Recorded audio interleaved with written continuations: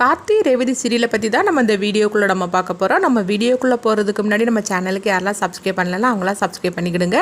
பக்கத்தில் உள்ள பெல் பட்டனை கிளிக் பண்ணிடுங்க. வாங்க வீடியோக்குள்ளே போகலாம். ரேவதியும் கார்த்தியும் ரூமுக்கு வரவும் அப்போ ரேவதி கார்த்திகிட்ட அவங்க எப்பவும் போல் ரொமான்ஸ் பண்ணுறதுக்காக வராங்க. அப்போ கார்த்தி ரேவதியை போட்டு அவங்க தள்ளி விட்டுருந்தாங்க. இதை கொஞ்சமாக எதிர்பார்க்காத ரேவதி அதிர்ச்சி அடைகிறாங்க. ஏன் கார்த்தி என்கிட்ட மட்டும் இந்த மாதிரிக்கு நீங்கள் செய்கிறீங்க? அது மட்டும் இல்லாமல் வீட்டில் உள்ள எல்லா பிரச்சனையும் நீங்கள் முடிச்சு கொடுக்குறீங்க. யாருக்கு என்ன வேணும்னு சொல்லிக்கிட்டு கேட்டு அதுக்கு தகுந்த மாதிரிக்கு நீங்கள் செஞ்சு கொடுக்குறீங்க. ஆனால் என்ன மட்டும் நீங்கள் ஏற்றுக்கவே மாட்டீங்களா?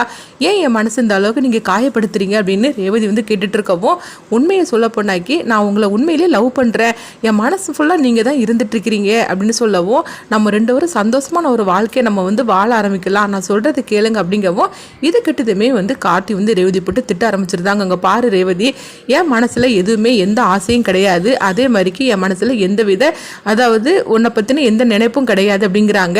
எங்கள் பாரு கார்த்தி, என்ன இருந்தாலும் சரிதான், நீ பொய் சொல்கிறேன்னு எனக்கு நல்லாவே தெரியுது. ஆனால் எதுக்காக என்னை வேண்டான்னு சொல்லிட்டு நீ வெறுத்து ஒதுக்குதுன்னா எனக்கு புரிய மாட்டேங்குது. நம்ம ரெண்டு பேரும் இஷ்டம் இல்லாமல் தான் நம்ம கல்யாணம் பண்ணிக்கிட்டோம். ஆனால் அதுக்கு பிறகு நான் உன்னை நல்லாவே புரிஞ்சுக்கிட்டேன். அதே மாதிரிக்கு இந்த குடும்பத்துக்காக நீ எந்த அளவுக்கு நீ கஷ்டப்படுறேன்னு எனக்கு நல்லாவே தெரியுது. அதனால ஒவ்வொரு நாளும் என் மனசு ஃபுல்லாக நீ நிறைஞ்சிக்கிட்டே இருக்கிற.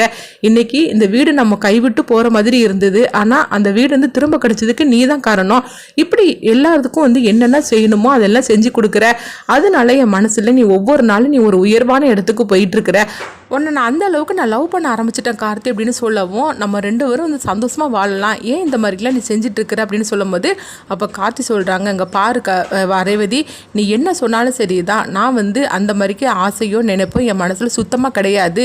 என்னுடைய எண்ணமெல்லாம் இந்த குடும்பத்தை பாதுகாக்கணும். அது மட்டும் இல்லாமல் இந்த குடும்பத்துக்கு ஏதாவது ஒரு பிரச்சனைனா நான் முன்னாடி மொதல் ஆளாக நிற்பேன், அவ்வளோதான். மற்றபடி நம்ம ரெண்டு பேருக்கு கல்யாணம் நடந்திருக்கு, அதனால நான் உன்னை மனைவியை ஏற்றுக்கணும் அப்படின்னு சொல்லிட்டு நீ நினைக்கிறதுல எந்த வித இதுவும் எனக்கு கிடையாது. அதனால அது நடக்க போகிறதும் கிடையாது. நீ உன் வாழ்க்கையை நீ வேற மாதிரிக்கு அமைச்சிட்டு போ. உனக்கு ஆஸ்திரேலியா போகணுன்னு சொல்லிட்டு நீ எல்லா ஏற்பாடும் பண்ணின. அதனால நீ ஆஸ்திரேலியா கிளம்பு, உன் வாழ்க்கையை நீ அந்த மாதிரிக்கு நீ தேர்ந்தெடுத்துக்கோ. மற்றபடி என்னை போட்டு இந்த மாதிரிலாம் தொந்தரவு பண்ணிட்டு இருக்காத, எனக்கு எந்த விதத்துலையும் இந்த இதெல்லாம் உடன்பாடு கிடையாது அப்படின்னு கார்த்தி திட்டவட்டமாக சொல்லியிருந்தாங்க. சொல்லிட்டு அவங்க பாட்டுக்கு படுக்க போகவும், அப்போ ரேவதி கார்த்திகிட்ட கேட்குறாங்க, இதுதான் உன்னுடைய முடிவு அப்படின்னு சொல்லி கேட்கும்போது, ஆமாம் இதுதான் என்னுடைய முடிவு, நீ ஆஸ்திரேலியா கிளம்புறதுக்குள்ள வேலையை பாரு, அதுக்கு உனக்கு என்ன பண்ணணுமோ சொல்லு, நான் அதுக்கு செஞ்சு கொடுக்குறேன் அப்படின்னு சொல்லிட்டு கார்த்தி அவங்க பாட்டுக்கு படுக்க போகவும், ரேவதி ரொம்பவே மனசுடைஞ்சு அவங்க அழுதுட்டு இருக்கிறாங்க. நம்ம மனசில் உள்ளதை நம்ம ஓப்பனாக கூட நம்ம சொல்லியாச்சுது, ஆனாலும் கார்த்தி நம்மளை ஏற்றுக்க மாட்டேன்னு சொல்லிட்டானே அப்படின்ட்டு ரொம்பவே மனசுடைஞ்சு இருக்கிறாங்க. அடுத்த நாள் பார்த்தோம்னா கார்த்தி எந்திக்கிறாங்க. எந்திரிச்சு பார்க்கும்போது ரேவதியை காணலை. அப்போ ரேவதி ரெஸ்ட் ரூமுக்கு தான் போயிருப்பாங்க போலுக்குன்னு சொல்லிட்டு கார்த்தி நினைக்கிறாங்க. ஆனால் அங்கேயுமே இல்லை. உடனே ரேவதி எங்கே போயிட்டாங்க அப்படின்னு சொல்லிட்டு பார்க்குறாங்க. அப்போ வீடு ஃபுல்லாக தேடி பார்க்குறாங்க. அப்போ ரேவதி எங்கேயுமே காணலை. ரேவதி இவ்வளோ சீக்கிரம் எந்திரிச்சிருக்க மாட்டாள், அப்படி இருந்தும் என்னாச்சுன்னு தெரியலையே, ரேவதி எங்கே போயிட்டா அப்படின்னு சொல்லிட்டு இருக்கும்போதே பார்த்தோம்னா அவங்க திரும்பவும் ரூமுக்கு வராங்க. அப்போ அந்த டேபிள் ஒரு லெட்ரு இருக்குது. அப்போ அந்த லெட்டரை எடுத்து அவங்க கார்த்தி படித்து பார்த்துட்டு அதிர்ச்சி அடைகிறாங்க. ஏன்னா நான் இன்னுமே இந்த வீட்லேயும் இருக்க மாட்டேன், அதே மாதிரிக்கு என்னை தேடாதீங்க அப்படின்னு சொல்லிட்டு கார்த்திக்காக ஒரு லெட்டர் எழுதி வச்சுட்டு போயிருக்கிறாங்க ரேவதி. இதனால இது கார்த்தி ரொம்பவே அதிர்ச்சி அடைகிறாங்க. என்னது ரேவதி இந்த மாதிரிக்கு ஒரு லெட்டர் எழுதி வச்சுட்டு எங்கே போனான்னு தெரியலன்னு சொல்லிட்டு அவங்க கார்த்தி அதிர்ச்சி அடையவும், அடுத்ததாக பார்த்தோம்னா கார்த்தி போகும்போது அப்போ உடனே இங்கே சாமுண்டீஸ்வரி தான் காட்டுறாங்க. சாமுண்டீஸ்வரி கேட்குறாங்க, எங்கே மாப்பிள்ள இவ்வளோ சீக்கிரமாக எங்கே போகிறீங்க அப்படிங்கும்போது, ஒன்றும் இல்லத்த அப்படின்னு சொல்லும் போது, அம்மா ரேவதி எங்கே அப்படின்னு சொல்லி கேட்டுட்டு இருக்கவும், இல்லை ரேவதி காலையிலேயே கோயிலுக்கு போகிறேன்னு சொன்னால் அதான் கோயிலுக்கு போயிருப்பா அப்படின்னு சொல்லியிருந்தாங்க. உடனே சாமுண்டீஸ்வரி அப்படின்னு சொல்லி கேட்டுட்டு இருக்கிறாங்க, என்னது இவ்வளவு சீக்கிரமா ரேவதி கோயிலுக்கு போயிருக்கிறா அப்படின்னு சொல்லிட்டு அவங்க பேசிட்டு அவங்க இருக்கிறாங்க. அடுத்து பார்த்தோம்னா கார்த்தி அவங்க கிளம்புவோம். அப்போ உடனே கார்த்தி பார்க்கும்போது அவங்க ரேவதிக்கு ஃபோன் பண்ணி பார்க்குறாங்க. ஆனால் ரேவதியோட ஃபோன் ரிங் ஆகிட்டே இருக்க தவிர ஃபோனை எடுக்கவே மாட்டேங்கிறாங்க. ரேவதி எங்கே போனாலும் தெரியல அப்படின்னு சொல்லிட்டு கார்த்தி எல்லா பக்கமும் தேட ஆரம்பிச்சிருந்தாங்க. ரொம்பவே பதட்டம் அடையவும், அடுத்து இங்கே பார்த்தோம்னா ரேவதி ஒரு அதாவது ரொம்பவே சோகத்தோட உட்கார்ந்துருக்குறாங்க ஒரு இடத்துல. அப்போ அங்கே பாட்டியை தான் காட்டுறாங்க. பாட்டி அங்கே வராங்க. என்ன ரேவதி இங்கே உட்காந்துருக்கிற, என்ன ஆச்சுமா அப்படிங்கவும், உடனே பாட்டியை கட்டி பிடிச்சி ரேவதி அழ ஆரம்பிச்சிருந்தாங்க. என்ன ரேவதி என்னாச்சு, எதுக்காகமா அழுற அப்படின்னு சொல்லி கேட்டுட்டு இருக்கவும், பாட்டி எனக்கு வாழ்றதுக்கே எனக்கு இஷ்டம் இல்லை பாட்டி அப்படிங்கிறாங்க. என்ன பேச்சு பேசிட்டு இருக்கிற அப்படின்னு பாட்டி ரேவதி போட்டு திட்டிட்டு இருக்கிறாங்க. உனக்கு இந்த வயசில் இந்த மாதிரிக்கெலாம் நீ பேசிகிட்டு இருப்பியா என்ன? அது மட்டும் இல்லாமல் உனக்கு என்ன குறைச்சல்? உங்கள் அம்மா உனக்கு எதுனாலும் சரி தான் பார்த்து பார்த்து செய்கிறா. அது மட்டும் இல்லாமல் உனக்கு ஒரு அருமையான அழகான ஒரு கணவர் கிடச்சிருக்கிறான். அப்படி இருக்கும்போது உனக்கு என்ன குறைச்சல்னு சொல்லிட்டு நீ இப்படி உட்காந்து அழுதுகிட்டு இருக்கிற. உனக்கு என்ன வேணாலும் சரி தான், இந்த குடும்பத்தில் உள்ளவங்க உனக்கு செஞ்சு கொடுப்பாங்க. அப்படி இருக்கும்போது எதுக்காக அப்படி அப்படி அழுதுகிட்டு இருக்கிற அப்படின்னு சொல்லிக்கிட்டு பாட்டி உடனே மெதுவாக அமைதியாக கேட்டுட்டு இருக்கிறாங்க. அப்போ ரேவதி சொல்கிறாங்க, பாட்டி எனக்கு எல்லாமே இருக்குது, ஆனால் எனக்கு யாருமே இல்லாத மாதிரி இருக்குது பாட்டி. அப்படிங்கும்போது என்னம்மா உனக்கு குறை, என்ன இருந்தாலும் இந்த பாட்டிக்கிட்ட நீ சொல்ல மாட்டியா? உன் பிரச்சனை எதுவாக இருந்தாலும் நீ கார்த்திக்கிட்ட சொல்ல வேண்டியதானே, அவன் தான் கண்டிப்பாக வந்து தீர்த்து கொடுப்பாம்ல. அப்படிங்கும்போது பிரச்சனையே கார்த்தியாக இருந்தால் என்ன பாட்டி பண்ணுறதுக்கு அப்படிங்கிறாங்க. என்ன பக்கம் ரேவதி பேசிகிட்டு இருக்கிற, பிரச்சனையே கார்த்தியா?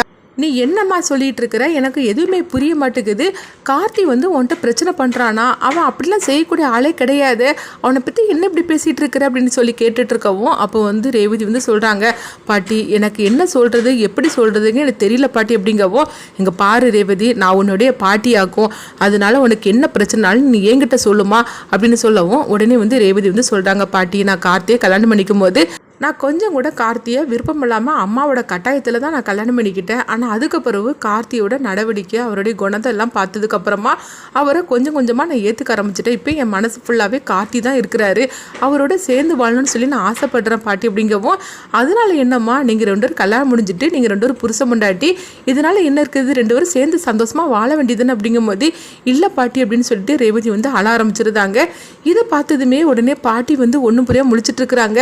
ரேவதி நீ எதுவாக இருந்தாலும் சரிதான், நீ உண்மையை உடச்சி நீ பேசுமா, அப்போ தான் எனக்கு புரியும் அப்படின்னு சொல்லவும் பாட்டி எங்களுக்குள்ள கணவன் மனைவின்னு சொல்லிக்கிட்டு எந்த உறவுமே கிடையாது அப்படிங்கிறாங்க.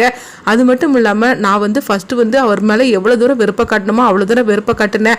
ஆனால் அதுக்கப்புறம் ஒரு கட்டத்தில் அவர் வந்து நான் கணவரை ஏற்றுக்க ஆரம்பிச்சிட்டேன். என் மனசு ஃபுல்லாக அவர் தான் இருக்கிறாரு, அவரே மாதிரிக்கு ஒரு நல்லவர் எனக்கு கணவரை கிடைக்கவே மாட்டார். அவ்வளோ பெரிய நல்ல மனுஷனாக்கும் அவர். அப்படி இருந்தும் என் மனசில் உள்ளதை எல்லாத்தையும் நான் அவர்கிட்ட சொல்லிட்டேன் வெளிப்படையா.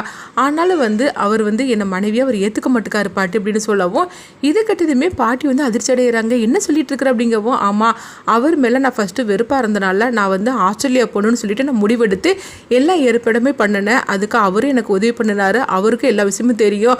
ஆனால் அதுக்கு பிறகு கார்த்தியை பற்றி எல்லாமே வந்து தெரிஞ்சதுக்கப்புறமா அவரை விட்டு பிரியக்கூடாதுன்னு சொல்லிட்டு நான் முடிவெடுத்து இப்போ அவர் கூட சேர்ந்து சந்தோஷமாக வாழணும்னு சொல்லி நான் ஆசைப்படுறேன். அந்த ஆஸ்திரேலியா போகிற முடிவையும் நான் கைவிட்டுட்டேன்.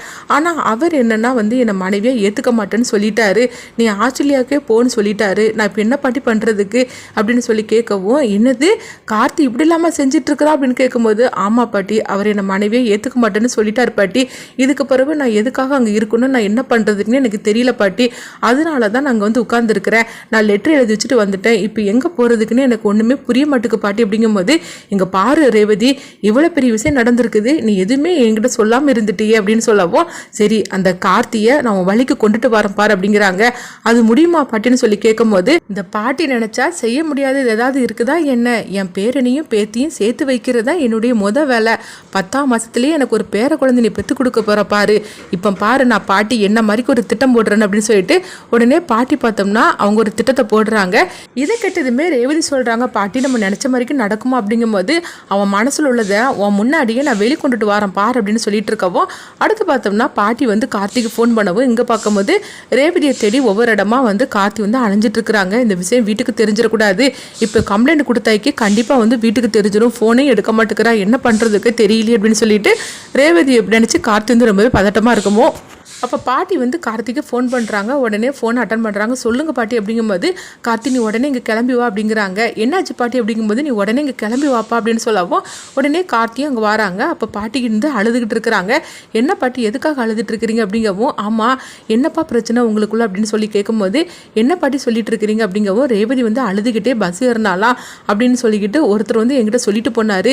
எதுக்காக அப்படி அழுதுகிட்டே பஸ் ஏறினான்னு எனக்கு தெரியல, அவள் எங்கே போனா என்ன ஆனான்னு எனக்கு தெரியல, எனக்கு என்னமோ பயமா இருக்கு கார்த்தி அப்படின்னு சொல்லவும் இது கிட்டதுமே கார்த்தி அப்படியே துடிச்சு போயிருந்தாங்க. அப்போ வந்து பாட்டி கேட்குறாங்க, ஏன் கார்த்தி உனக்கும் ரேவதிக்கு ஏதாவது பிரச்சனையா, அதனாலதான் அவள் கோச்சிக்கிட்டு எங்கேயாவது போயிட்டாள் அப்படின்னு சொல்லி கேட்கும்போது அப்போ கார்த்தி வந்து சொல்றாங்க, இல்லை பாட்டி எனக்கு வந்து அவளை ரொம்ப பிடிக்கும் பாட்டி அப்படிங்கிறாங்க. அப்போ எதுக்கே அவள் அழுதுகிட்டே அவள் வந்து பஸ் ஏறி போகணும், என்ன நடந்துச்சுன்னு உண்மையை சொல்லு, நீயும் ரேவதியும் சந்தோஷமாக தானே இருக்கிறீங்க அப்படின்னு பாட்டி கேட்கும்போது உடனே வந்து கார்த்தி அமைதியாக இருக்கிறாங்க. நீ உண்மையை சொல்லு, இந்த பாட்டிக்கிட்ட எல்லா உண்மையும் நீ சொல்லணும், அது ஏன் மேலே சத்தியம் அப்படிங்கும்போது இல்லை பாட்டி பாட்டி, நாங்கள் 2 பேரும் சந்தோஷமா இல்லை. உண்மையை சொல்லப்போனால் அவள் என்னை ஏற்றுக்கிட்டா, ஆனால் நான் வந்து ரேவதி கூட சந்தோஷமாக வாழலை பாட்டி, நான் ஏற்றுக்கல. அப்படிங்கும்போது என்ன காரியம் நீ பண்ணிகிட்டு இருக்கிற, நீ இப்படிலாம் செய்யலாமா பேரா அப்படின்னு சொல்லி கேட்டுட்டு இருக்கும்போது அப்போ கார்த்தி சொல்கிறாங்க, என்ன பாட்டி நீங்கள் இந்த மாதிரிக்கு புரியாமல் பேசிகிட்டு இருக்கிறீங்க, எங்கள் 2 பேருக்கும் எந்த மாதிரிக்கு சூழ்நிலை கல்யாணம் நடந்துன்னு உங்களுக்கு நல்லாவே தெரியும். அது மட்டும் இல்லாமல் நான் யாருங்கிறது இது வரைக்கும் அத்தைக்கு தெரியாது. அப்படி இருக்கும்போது எப்படியும் ஒரு நாள் இந்த உண்மை தெரிய வரும்போது அத்தை என்ன முடிவு எடுப்பாங்களோ எனக்கு தெரியல. எப்படியும் ஒரு விபரீதமான முடிவு தான் எடுப்பாங்க. அந்த முடிவு எடுக்கும்போது என்னை வேண்டான்னு சொல்லி அவங்க வீட்டை விட்டு அனுப்பிவிடுவாங்க. அந்த மாதிரி நேரத்தில் ரேவதி வந்து அவங்க கூட தான் இருக்கணும், அவள் என் கூட வந்துடக்கூடாது. அதனால தான் என் மனசு ஃபுல்லாக ரேவதி மேலே ஆசை வச்சுருந்தாலும் நான் அவகிட்டேருந்து நான் ஒதுங்கியே நான் இருக்கிறேன் பாட்டி அப்படிங்கிறாங்க. இது கிட்டதுமே உடனே பாட்டி சொல்கிறாங்க, இதுக்கு ஐயா நீ வந்து ரேவதி தள்ளி வச்சிருக்கிற அப்படிங்கும்போது ஆமாம் பாட்டி அப்படிங்கிறாங்க. இது கேட்டதுமே ரேவதி இங்கே வா அப்படின்னு பாட்டி கூப்பிடவும் இப்போ ரேவதி வந்து வராங்க. ரேவதியை பார்த்ததுமே கார்த்தி வந்து அப்படியே அதிர்ச்சியோட பார்க்கவும், பாத்தியா என் பேர மனசில் எந்த அளவுக்கு உன் மேலே ஆசை வச்சிருக்கான்னு பாத்தியா அப்படிங்கிற